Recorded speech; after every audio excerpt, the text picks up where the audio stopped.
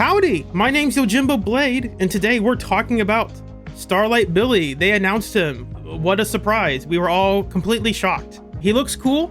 For those who wondered why didn't the Billy guy make a reaction video, because I already made like an hour-long discussion about what he could be, and he's one of the things I was pretty sure he would be. But he looks cool, so that's nice. So let's get into the discussion about the history of the character. As you guys know, this character has been highly anticipated. We've been waiting for their full story since the start of the game. 1.0 really teased the backstory of this character, but it was never really expanded. We know there was something there, but we didn't really get to see all the little tidbits about it. So we knew it was going to come, we just weren't sure when. And he also has a personal connection to the OG roster. We knew that this character had real, powerful potential, but we never knew how much. The story kind of secluded it, kept it shrouded in mystery. They alluded that this person was very influential, but they didn't really show it to us. And that character is Hugo.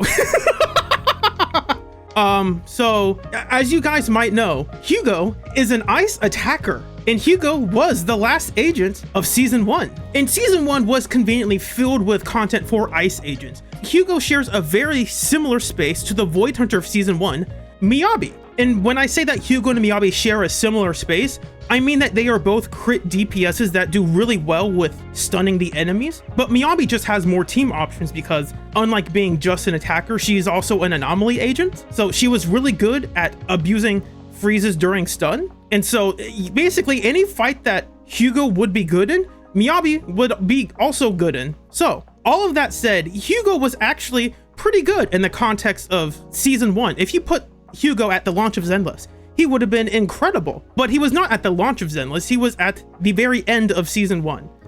So because of that, let's talk about what Hugo had to go through in season 2. And to start off, let's look at the bosses just in Deadly Assault, just to keep it simple.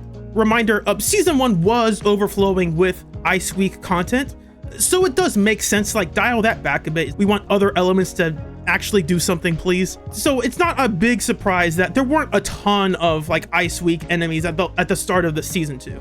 So let's start in 2.0. We had Miasma Priest. Miasma Priest, ooh, that's some ice resistance down there. So what about 2.1? Okay, let's see. Miasmic Fiend, not ice weakness. It's not really an attacker fight. It's more for anomaly agents. You can try to force an attacker fight. It's just not as good.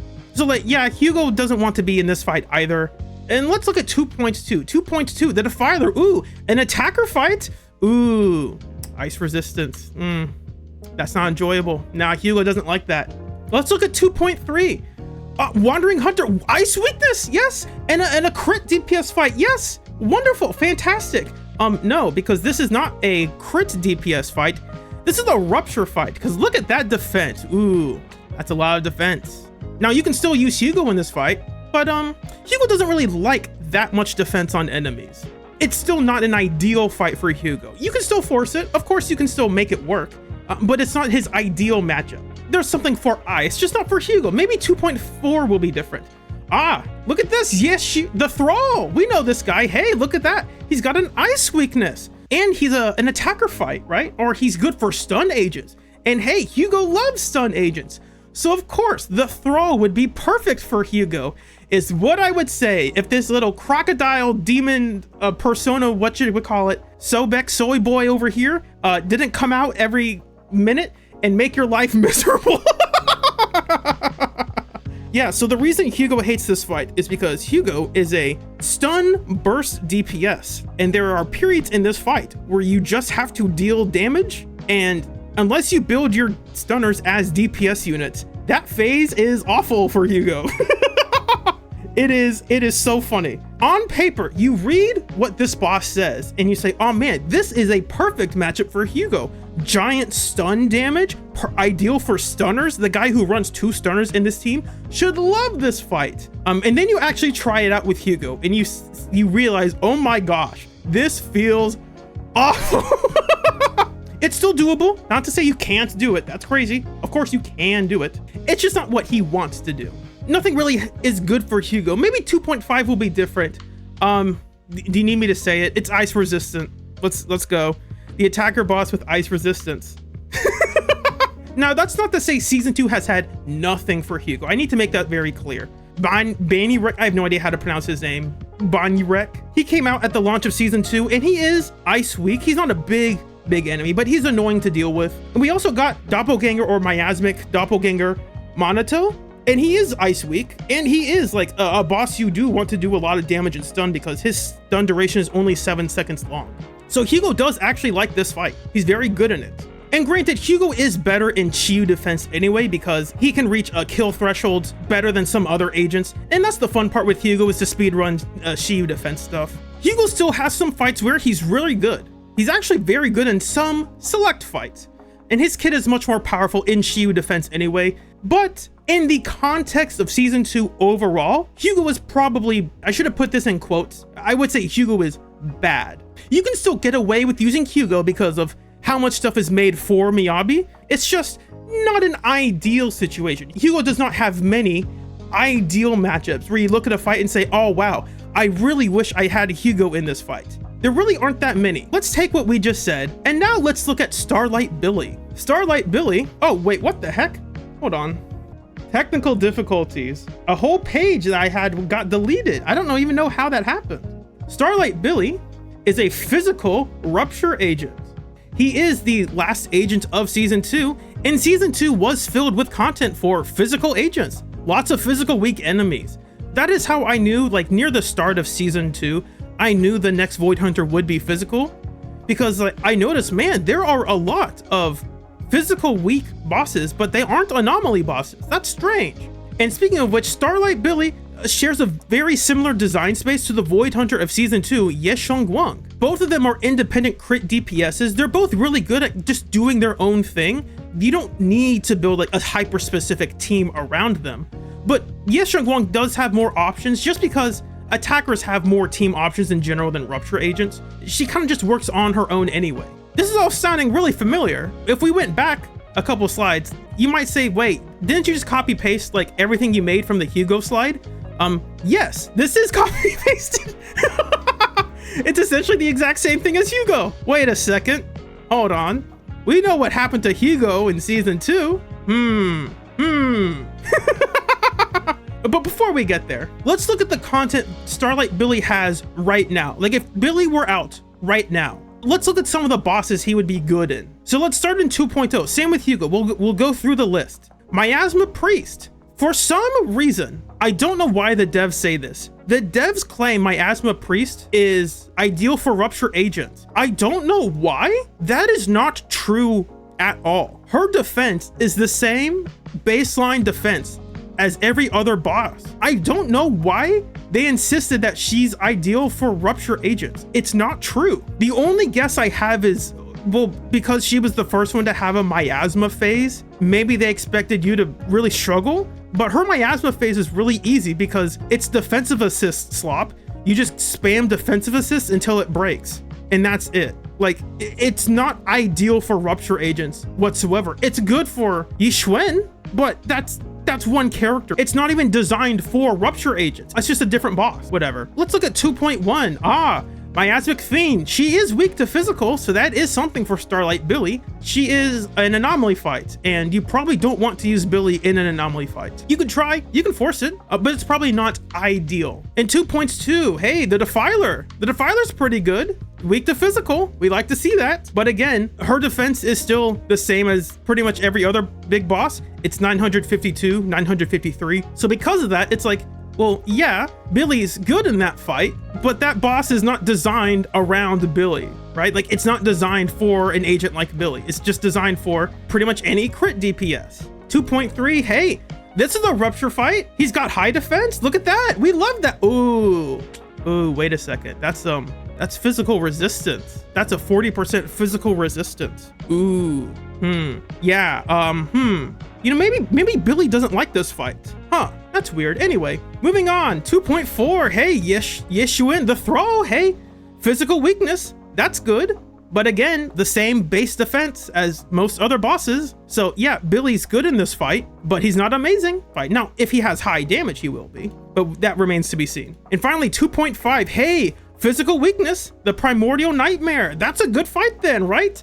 No, look at that defense. It's half defense. Primordial Nightmare is one of the first big bosses to have half defense, and the only reason is to make Rupture agents feel worse. Let's look at some other bosses. There's Miasma Walker. You can use Starlight Billy. You can also use any other agent, really. He's just a regular fight. There's Mirage Archer unit, which is Evil Aria. I think she's a similar case. I don't even know if she's an anomaly fight or not. I don't think she is. She's just weak to ether and physical. Okay, same base defense, not ideal for Rupture. It's fine for Rupture, but it's not like designed around Rupture. There's Miasmic Jane. We got the doppelgangers here and there. These are all fine. Sacrifice Covenant Guardian, you know, it's the same thing. Things that are weak to physical, but they have the same base defense. They're just good for physical in general. They're not Starlight Billy fights specifically. You don't look at those fights and say, oh yes, I need to have Billy. And the latest one, I don't know if he's the latest one, but we got Lockspring recently. And hey, look at that physical weakness. This should be really good. No, look at that defense. That's a low defense. They did that on purpose. They did that to make, nice try. Don't try any funny business with Rupture agents, moron. I bet some of y'all didn't know that. It's like, yeah, this guy has lower defense for some reason. Here's a brief interjection. Rupture is very weird, and in my personal opinion, I would say it's weird in a way that I say is kind of lame, because I don't think it's interesting. It's a class that ignores defense, but it functions pretty much the exact same as attackers. But instead of scaling with attack, they have some percentage thing that scales with HP, but also with attack. They could scale with anything. They could make Starlight Billy scale off of defense. There's nothing stopping them from doing that. It's in their core. This unit converts HP into sheer force, but they could just say, hey, this unit converts defense into sheer force. There's nothing stopping that. But because they're a different class and they're not attackers, hey, you can't share W engines with, you thought you could share your attacker W engines with these guys? No, no, no, no. You gotta farm for the new set. And no W, you gotta pull for brand new W engines. And Yixuan, who was the first Rupture agent, doesn't even use her HP in an interesting way. It's like you built a ton of HP on this character, and then you didn't ever use it. When you pressed her ult, she would equalize everyone's HP. So if you were in Lost Void or the tower, and someone took a big hit, you could press her ult and heal everyone to, not heal, but you would equalize everyone's HP, and then Pan could heal everyone up. That's fine, but like Yixuan built a ton of HP, but didn't use it in an interesting way.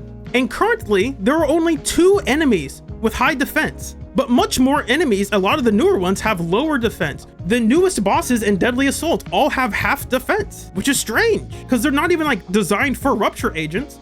You didn't have to do that. Basically, the reason I say it's weird is that even though Season 2 debuted the Rupture class, it wasn't really used as often as I thought it would be. And that's fine. I actually think it's a good thing we didn't have as many Rupture fights, because I think it would have annoyed the player base more. If you remember the start of Season 2, around that launch window, people were doom posting that, oh my gosh, the game's only going to be about Rupture. If you don't have a Rupture agent, you can't do anything in the game.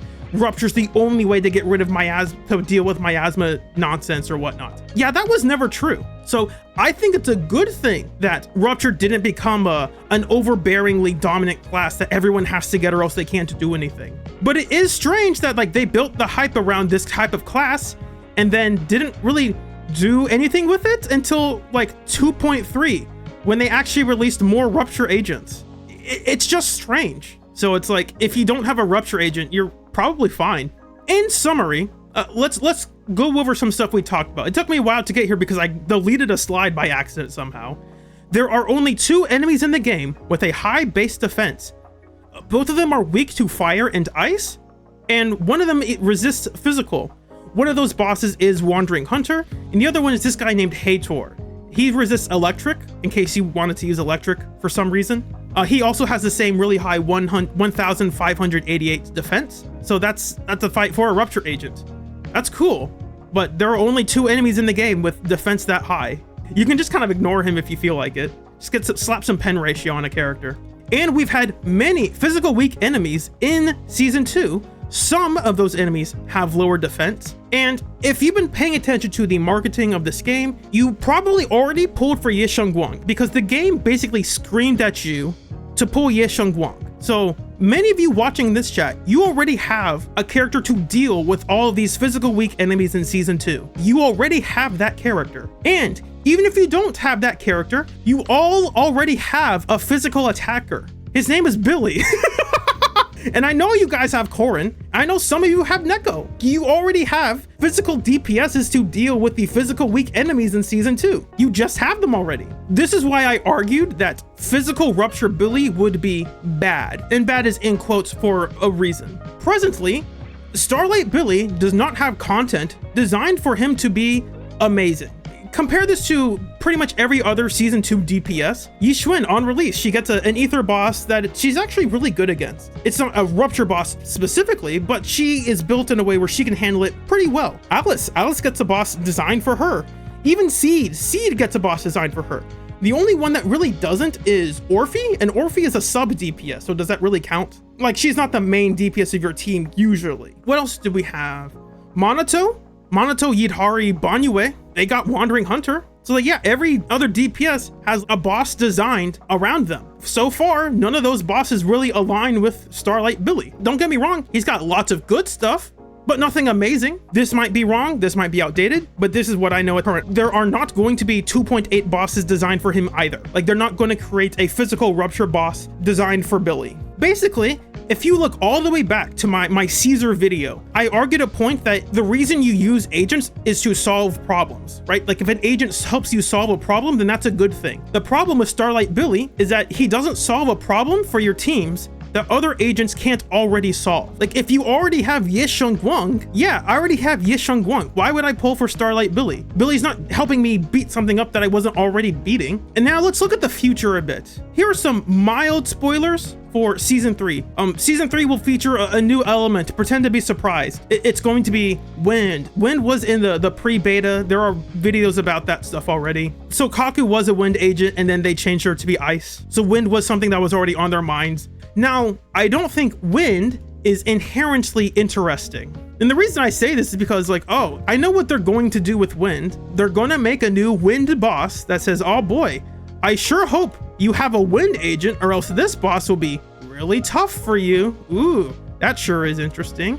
Oh boy, here's a new niche exclusive buff. Oh, your wind damage increases by a bajillion%. Ooh, I hope you have a wind agent to make use of that. Yeah, that sure sounds interesting. And we know they did a lot of interesting things with Rupture, right? 2 whole bosses? Ooh, watch out, guys. Exactly, Drake. As I said, it's like people were right to be skeptical that we would only get Rupture bosses.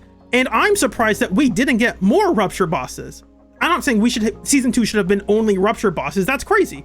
But like, if they had made some more enemies that had slightly higher defense, I don't think the community would have minded that much. Maybe not 1588, but like if they just had the 1200 defense, I think that would have been fine. I'm not saying wind is going to be bad. I'm trying to argue that wind is only interesting as an element if it asks players to interact with the game in a unique and interesting way. Making an agent wind is not interesting. What do they do with that element? How does that element interact with the enemies? How do teammates interact with that agent? That can make things interesting. Just saying, oh, an agent is wind now, it's like, cool, whatever. Like, that doesn't mean anything to me. Now, that's not to say I'm not excited for wind, but I also know, I feel like in the back of my mind, we're just going to get the, oh boy, we sure hope you pulled for the wind agent, because if you didn't, you're going to suffer. It's like, yeah, I know. Anyway, as someone pointed out in chat already, this has been kind of pessimistic. Like, I'm only talking about this negatively. So let's talk about the hope, because I do have hope.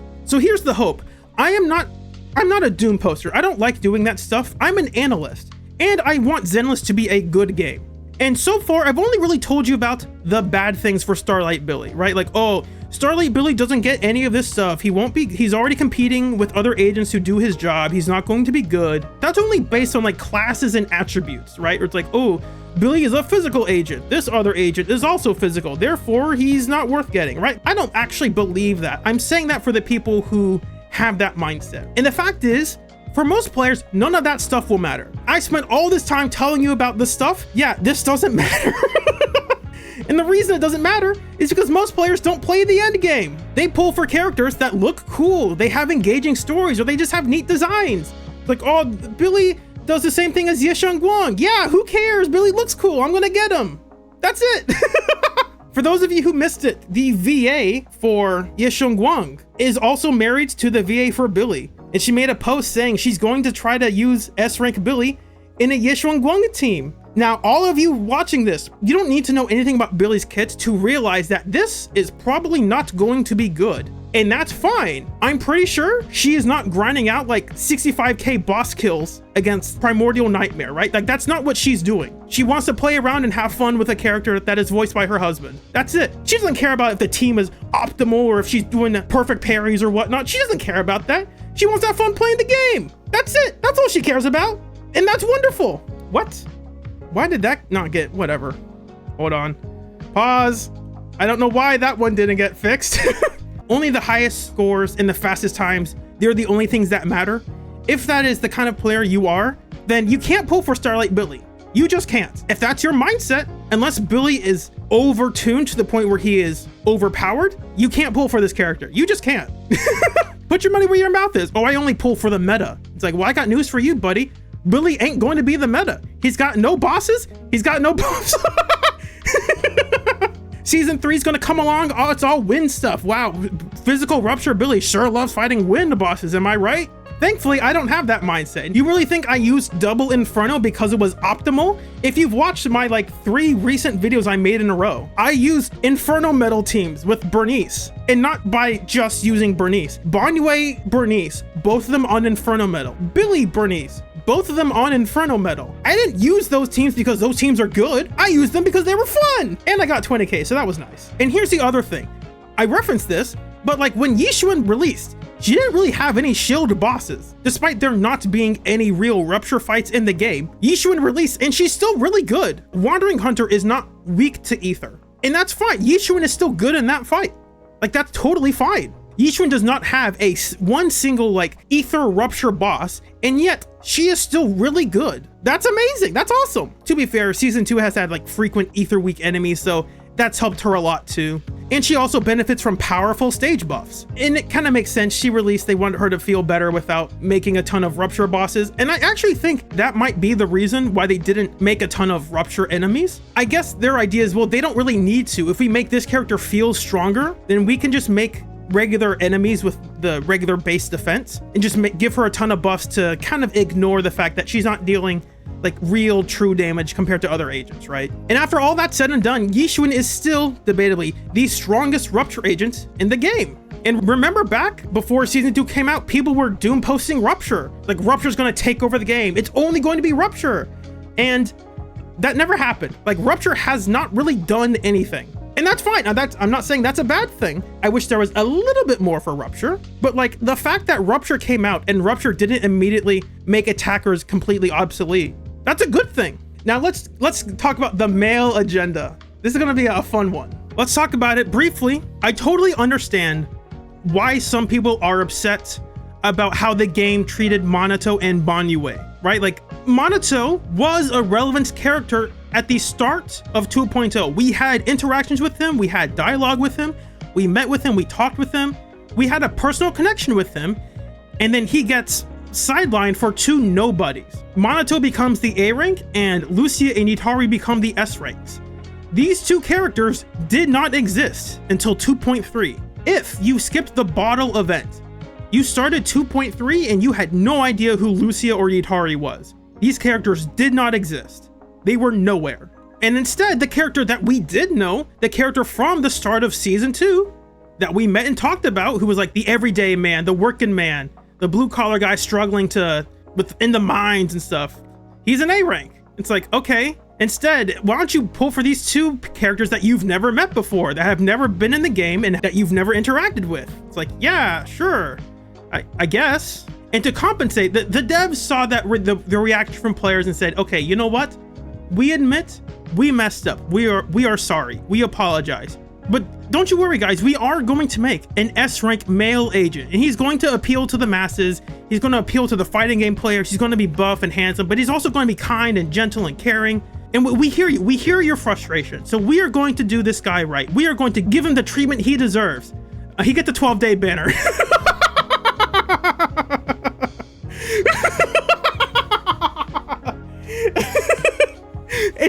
It's wonderful. It's fantastic. Okay, all of this said about the male agenda. However, Banyue is the strongest fire DPS right now. Despite the fact that Barnway only gets a 12-day banner for reasons, he is the strongest fire DPS in the game right now. There's the asterisk is there because he's probably the strongest fire DPS. It depends on who you ask. There are lots of different reasons for this. Part of it is because Wandering Hunter is designed in a way where Barnway really excels. Notorious Pompeii hasn't really been in the game very much at all. There's only 2 fire DPSs in season 2. That's Orphe and then Barnway. Well, Monato, of course. And then Barnway. And then you have to go back to Evelyn. Is Evelyn better than Barnway? Not really. And if you're playing the best of the best, yeah, but I'm pretty sure the best of the best teams, Barnway smokes Evelyn. Like, we can look at this real quick. The past month, this month. It's like, okay, we get some videos. Here's a team with Evelyn beating up Pompeii. Here's a team with Evelyn beating up Pompeii. Here's a team with Evelyn beating up Pompeii. You know, some classic stuff. Now let's look at, I'm not trying to discount those runs. Those are all good runs. Barnway, Wandering Hunter. Let's sort by this month. Me versus Wandering Hunter. Wandering Hunter. What? Solo Barnway gets, and what? A solo Barnway can beat up Wandering Hunter? Yeah, here it is. Okay, it was over a month. That's why the date changed to over a month ago. No Bang Boo solo M0 Barnway 20k against Wandering Hunter. Evelyn can't do that. Like, you can't solo Evelyn 20k Notorious Pompeii. I mean, maybe you could if you had like an M6, maybe M6 Evelyn, maybe, I don't know. But like, yeah, Barnway is really good against the boss he's designed for. So yeah, even though people say, oh man, Hoyo hates male characters, it's like, yes. And they also made a male character the best fire DPS in the game. Granted, fire has not been a shield element. They haven't made a fire Void Hunter yet. If they ever do, that character would probably be the best, of course. Shine Bright! In conclusion, Starlight Billy will probably be good. He kind of has to be. He's a fan service character. They can't make him awful because the fans wouldn't like that. They would get a lot of backlash from that. At the bare minimum, Starlight Billy has to be good. But if you are one of those players who are trying to pull around the meta, there's a very strong possibility that he will not be fantastic, that he will not be the greatest agent to ever live. It might be very possible that he's not stronger than Ye Xiongguang, and there's a very good chance that if you've been playing since 2.5 that you already have Ye Xiongguang. But the Starlight Billy wants you to have a Rupture support when Rupture really hasn't had anything recently. Dialin was in 2.4. We just haven't really had like Rupture specific stuff recently. If you want Starlight Billy to be the best, you kind of have to pull for, not that you have to, you are incentivized to pull for Lucia and Dialin. Yeah, Dialin's a good pull, but like Lucia, she hasn't been around for a while. She's only good for Rupture agents. And Starlight Billy will want to fight physical enemies as the wind blows in from season 3. The winds are coming over the horizon in season 3. We will see how Billy fares in that context. I don't think he'll be awful. I think he will be better than Hugo is in season 2. He may or may not be affected by anti-Ye Xiongguang methods. They could do the Miyabi method and just decide we're going to make basically every season 2 boss resist ice, or they could choose to like do the thing where they make enemies with really high stun damage multipliers. That way Ye Xiongguang can't take advantage of them because of the jankiness in her kit. Unless you have her Mindscape 4, she kind of ignores enemy stun damage multipliers. So that would be a way to nerf Ye Xiongguang without hurting Billy. I will still use Starlight Billy regardless. I hope he's fun. I hope he's enjoyable to use, and he probably will be. In conclusion, let me know your thoughts below. Subscribe if you feel like it. And if you want to support this type of content, you can always do that by becoming a sponsor of the channel. I haven't done this yet, but I might make some run commentaries just for sponsors who are interested in my stuff. Be like, hey, I'm just gonna talk over this, give you my reasoning and thoughts about this fight. And if you do become a sponsor, I would be very grateful, but don't give what you don't have. You don't need to give me anything. I enjoy making this stuff. Shoutouts to my super sponsors. I Love My PC, Tactailite, and SuperBros64. Thank y'all so much. So yeah, guys, that's about it. I hope y'all are excited as I am. My name's Yojimbo Blade, and I hope y'all have a blessed day. See you soon. I don't mean this in a negative way with how she's designed. But if you told me she was from Azure Lane, I would say, you know what? That makes sense. Totally makes sense. I believe you. I would believe you. Mr. Model Citizen. She is a grappler player. She has to get up close. Get out of my zone. Get back, woman. It's only because she's a hot girl. If she were a creepy guy, everyone would be like, ew, that's gross. Attractive girl, oh, you're so wonderful. Ugly guy, excuse me, human resources.